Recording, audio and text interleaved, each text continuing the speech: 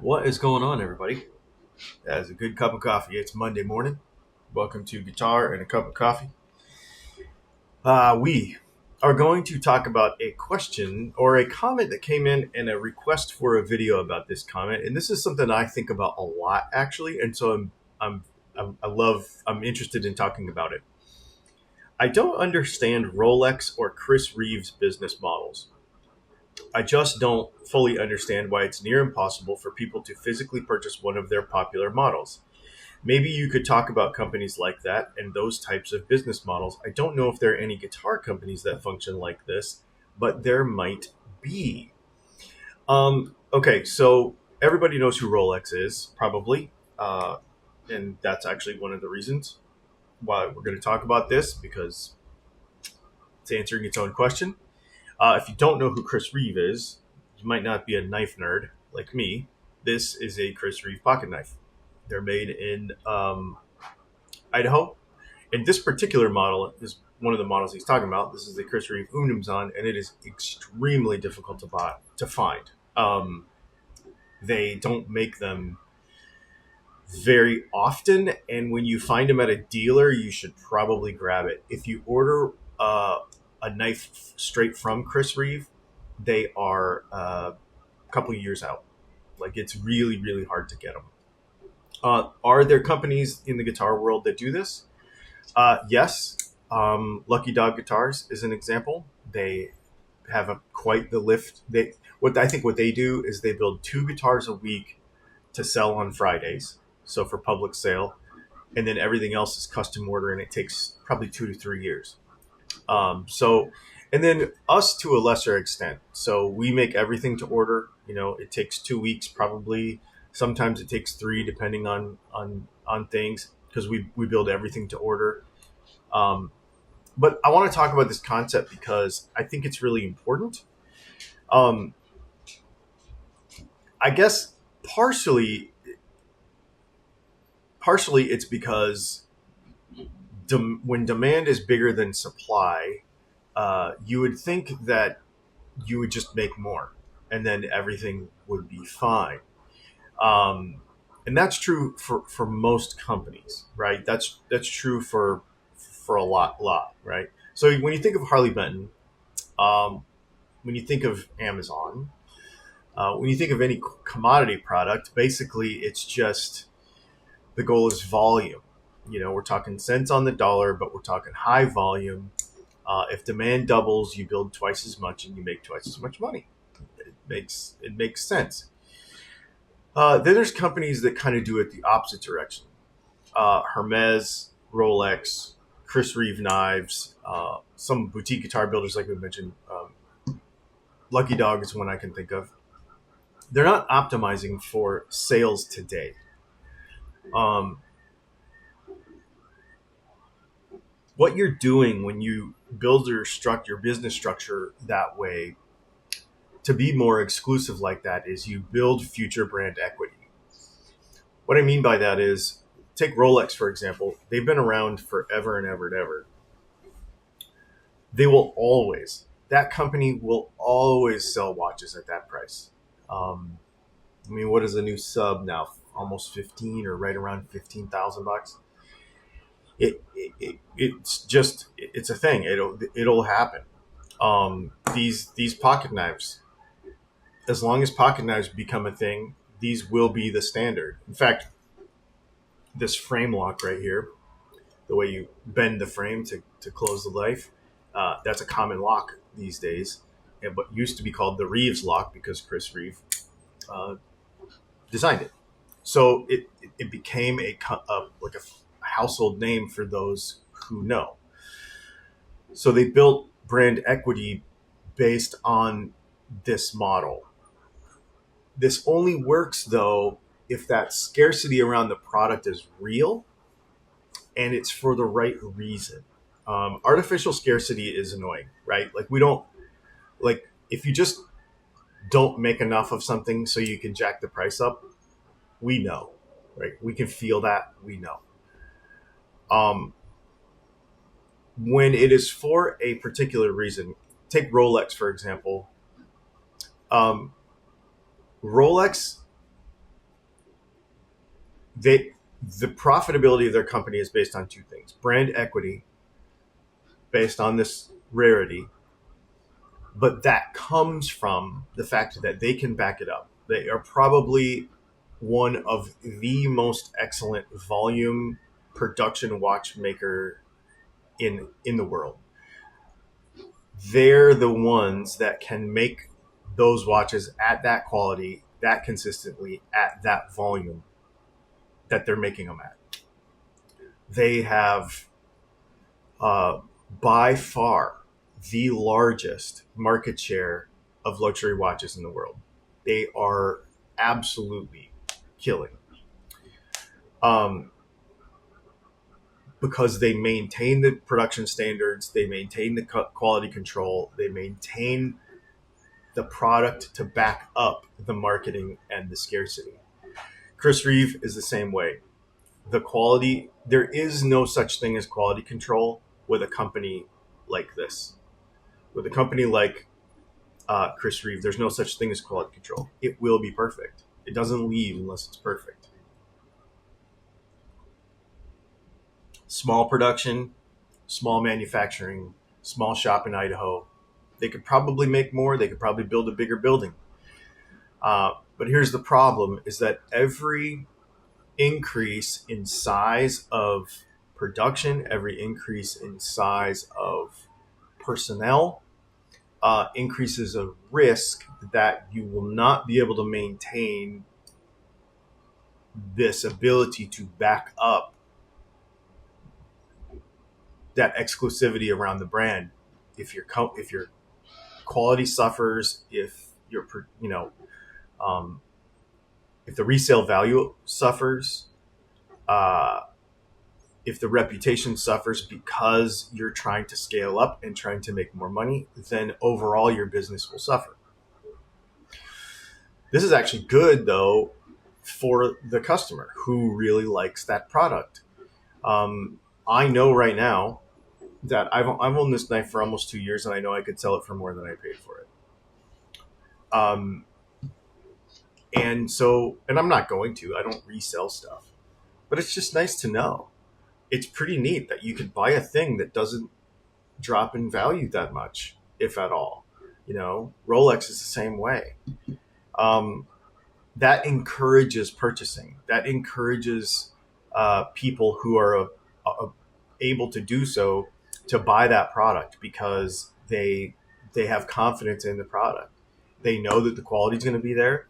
They know that the customer service is going to be there. They know that the product is going to be there. And they know that because this brand equity is being built over a long period of time, that the company will be there. This really helps in guitar and pickup and guitar accessory land because there's so many flash in the pan brands. For a company, we've been around for 13 years. For a company like ours to be around for more than 5 is bonkers. It's bonkers. For a company like ours to be around more than 10 is almost unheard of. So that means that it's less risky to buy from a company like ours, or a company like Rolex, or a company like Chris Reeve, because you have confidence that they'll be around because they've built that brand equity over a long period of time. Most other guitar companies, and most companies in general, really, this is kind of a rare business model. They'll chase volume through, more SKUs, just more dealers, more parts, more models, more stuff to sell, more discounts, Black Friday, all the sales. Everything eventually goes on sale. We don't have sales very often. And we do that because we don't want to build a situation where the companies or the customer is just going to wait for another sale. If you want our stuff, you buy our stuff. We reward loyalty. So we have a loyalty program. So somebody actually last week just made an order and they got a $50 discount because they've ordered stuff from us for so long. That's a thing. I care about that. Sometimes a business will become the Rolex or Chris Reeve business model by accident just because it's a small builder and they take forever, which isn't good in the sense that, well, it could be that without being bad. They're just simply at capacity. I want to say Lucky Dog is kind of like that. They've got a crew of people, and demand is always going to be higher than supply, and it creates excitement around the brand, and it does well because of that. That doesn't mean everybody should do it like that. Otherwise, we'd never be able to buy a guitar. Like that's it's crazy, and you need more cash flow than that. It hurts cash flow when you're not moving tons of product. So you got to have cash flow.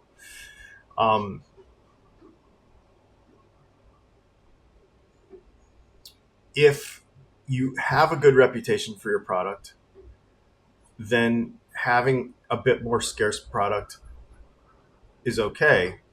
But if you don't have that reputation and your demand exceeds your product, then it can actually be bad. On the other hand, if Chris Reeves like, I'm going to build a huge building, and Rolex immediately doubled production, they'd just become another expensive watch. I've seen this happen in knife companies. I don't pay attention to watch business that much. Not as much. I do, but not as much. But in the knife industry, there's one of my favorite brands actually who's really upped production. And it used to be that you would buy a knife based on a weekly drop, and they would sell out. Like you'd have to show up on the website at 6:00 on a certain day, and if you weren't there in the first 15 or 20 minutes, you didn't get one. And that's how I got my stuff.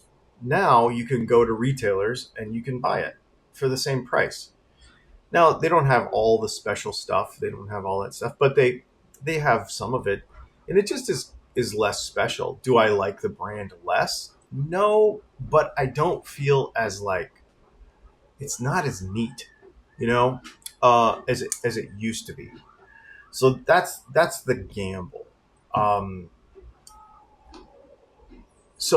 For us and for guitars in general, there's a difference between limiting production and building something that people find that is worth waiting for, or kind of being on the hunt for.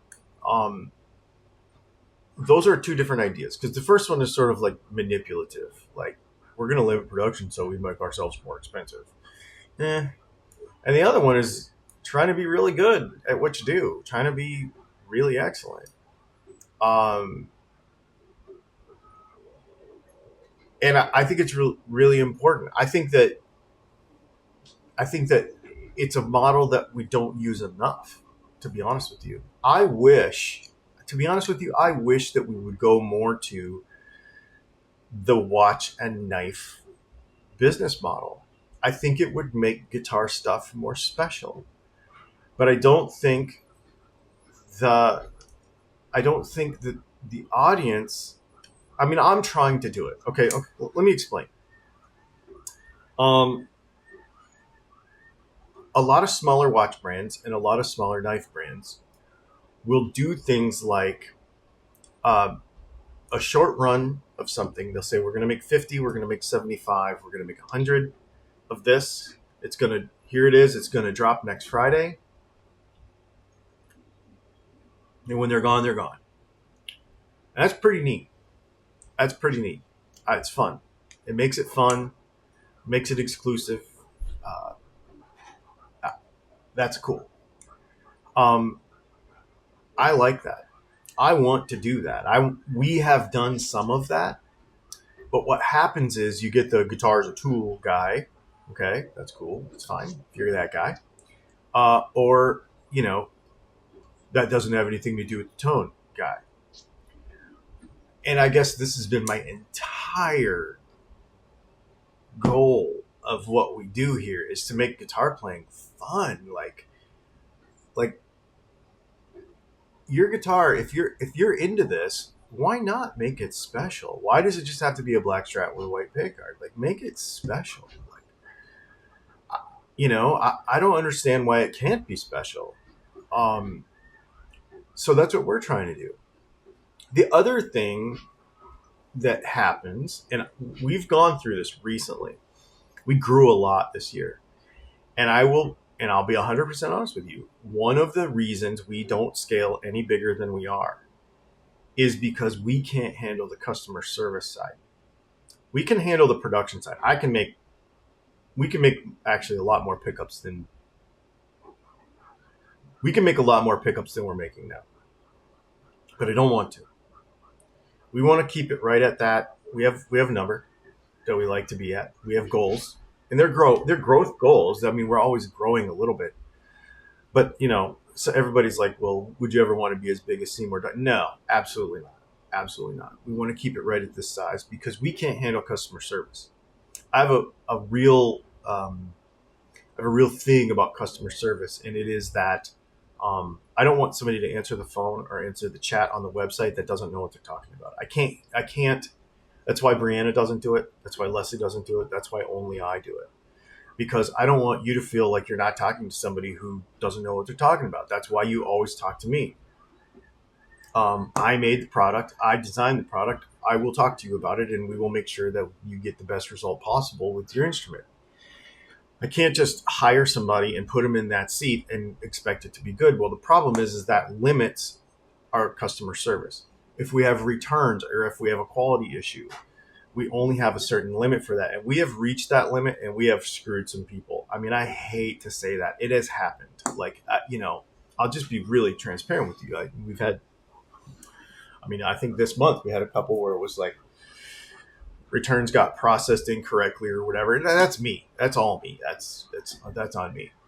And we're figuring it out.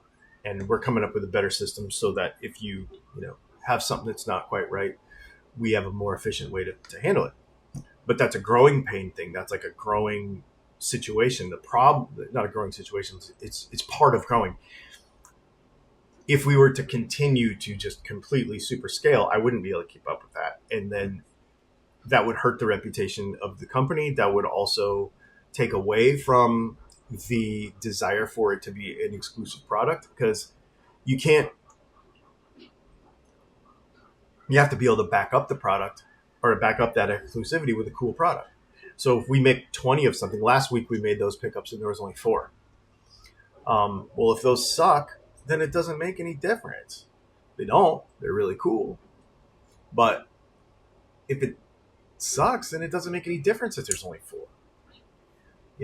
If there's a problem and we lose your return in the process and you're pissed, then it doesn't make any difference how exclusive it is. So we want to make sure that we don't scale too much for a couple of purposes. We want to be that exclusive brand. We want to give you something special. We want your guitar to feel special, look special. We don't want it to just be a black strat with white pickguard. We want you to be really stoked with what you have on that side of it. And then on the other side of it, we want to make sure that everything afterwards happens well too. And if you scale up too big and you make this too big, that stuff's impossible. So, I think there's more room in this business for like a Chris Reeve or a Rolex type model.